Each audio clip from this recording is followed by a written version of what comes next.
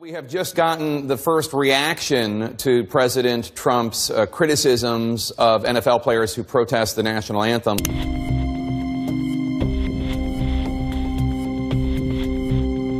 Let's bring up the video. You're looking at this video from just moments ago. A number of players from the Baltimore Ravens and the Jacksonville Jaguars playing at Wembley Stadium in London.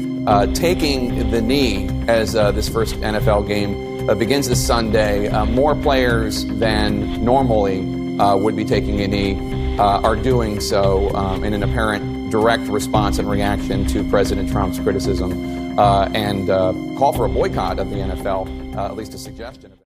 Good evening and welcome to Andrew Says. I am the face that runs the place, and as I'm sure you know, the NFL has been hemorrhaging viewership, sponsorship, and attendance lately since their millionaire players decided to take a knee during the national anthem. Even on Thanksgiving, while an Army veteran was singing the national anthem, one player named Olivier Vernon chose to kneel, and in Mexico, Marshawn Lynch chose to sit for the national anthem, but stood for the Mexican national anthem. Now, he's a weird guy, so I'm not sure if he's trolling, but the NFL has agreed now to give upwards of $100 million to what they call, quote, social justice charities. Now, as ESPN has reported, owners this year would contribute about $5 million with a maximum of 12 a year from 2021 to 2023. So first of all, this is nothing for billionaire owners. A few million to save our business? Sure, go ahead. That's the first point I want to make.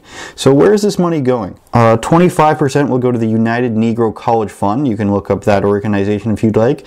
And I say that because you're probably more interested in the 25% and other 50%. 25%, or about $25 million, is going to the Dream Corps, and the remaining 50% to the Players Coalition. Now, before I tell you what those charities are, I think it's important to note that all of this is based off of the social justice viewpoint that America and the social justice system as a whole is preferential to white people and unfairly treats black people for the most part. So I find it very odd that one would think the solution is to funnel money into national charities, as they put it, which are no doubt part of the system that they claim to hate. If you know anything about not-for-profits, you definitely know that they are anything but not profitable for people. So what is the Dream Corps? Well, from their own page, the Dream Corps was founded by Van Jones, that's right, the Van Jones, white lash guy from CNN, in 2014 to help cutting-edge initiatives grow big enough to impact millions of lives. The slogan is 21st century jobs, not jails. We support economic, environmental, and criminal justice innovators all under one roof. Our shared platform helps leaders create synergies, leapfrog obstacles, and maximize impact. So a bunch of jargon there. Here are a list of their initiatives, and I'm very confident giving Van Jones $25 million will end racism. So if you're still unsure if this is a business transaction yet or if this is a good thing, let me tell you who the Players Coalition is. It is the people who stand to get the remaining $50 million. It's a coalition of players founded by current player Bolden Jenkins and former player Bolden. I used to be a big Bolden fan. It consists of 40 players and was formed to address the issues that the protests brought up. So basically give 40 people $50 million. They know what to do with it, and we can solve racism and systemic social injustices together, right? And in case you were wondering, and I know you are, I looked up how much money Bolden and Jenkins alone make, or have made. According to SpotTrack.com, Bolden took in over $65 million in his 14 NFL seasons, while Jenkins, over his first 9 seasons, has raked in $42 million, with his contract putting him over $67 million by the end of 2020. So to recap, give $25 million in college funds, which I guess is fine, but $25 million to Van Jones' charity, and $50 million to 40 players to give to their various causes, and that's what's going to end systemic racism and social injustice? Now, Sports Illustrated has a list of players who have kneeled or raised a fist of defiance, which totals at least 12 players from Jacksonville, another 30 from the Cleveland Browns, and so on and so forth. If all it takes to end systemic injustice and racism is $100 million, couldn't these players have gotten together and pooled their money themselves?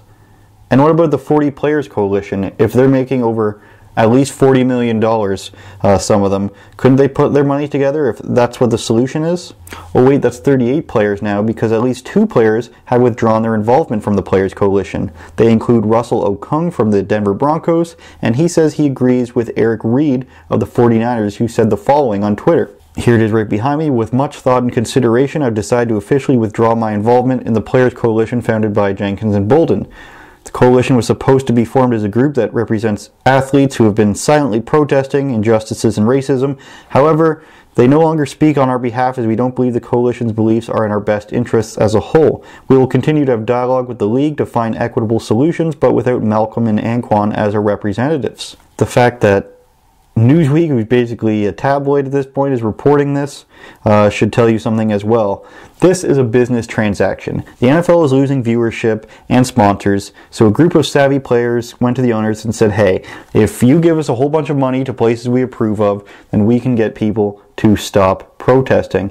So if giving money is the solution, they could have used their own money to do this, but no, they want their boss's money? Is that what we're getting from this here? This not only makes the NFL look weak and foolish and scummy, but even though it is a good solution for them in the short term, it's not going to bring back the viewers that stopped watching them so long as they're aware of this.